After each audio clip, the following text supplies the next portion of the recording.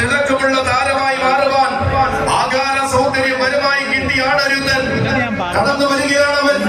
ഗജരാജൻ വേണാട് നീലകണ്ഠൻ.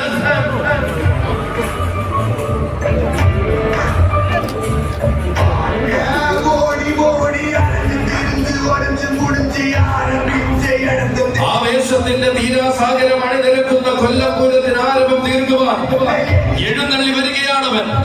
തെക്കിന്റെ രാജഭൂമിയിൽ നിന്ന് മാന കേരളത്തിന് വരമായി കിട്ടിയ മറ്റൊരു അവതാര പിറവി. കറുകരുത്ത കാർവർണ്ണം കൊണ്ട് ആന കേരളത്തിൽ താരമായി വരുന്നവൻ. വീണ്ടെടുത്ത തൊട്ടുകളുടെ വെൺമേഘഗാന്ധിയുമായി സൗന്ദര്യത്തിന് മാറ്റുകൊണ്ടുന്ന ഗജതിലകം തികവാർന്ന വേദികളിൽ എഴുന്നള്ളി നിന്ന് തന്റെ ആകാര സൗന്ദര്യം എന്തെന്ന് കാണിച്ചു കൊടുത്തവൻ. ഏറ്റെടുത്ത വേദികളിലെല്ലാം ഏറ്റവും മികച്ച താരമായി മാറുവാൻ തനതായ സൗന്ദര്യപരമായി കിട്ടിയ ആടൊരുത്തനിത ഈ മണ്ണിൽ ചരിത്രം കുറിച്ചുകൊണ്ട് എഴുന്നള്ളി വരുന്നു.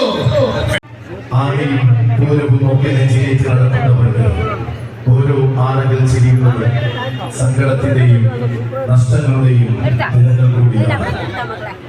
അങ്ങനെ തീരാ നഷ്ടമാണ് വളരെ ചെറുപ്രായത്തിൽ നമ്മളിൽ നിന്നും അകാലത്തിൽ തുടങ്ങിപ്പോയ ഗോപാലകൃഷ്ണൻ. സത്യത്തിൽ ഒരിക്കലും മറക്കാൻ കഴിയാത്ത ഒരു ആനജന്മം.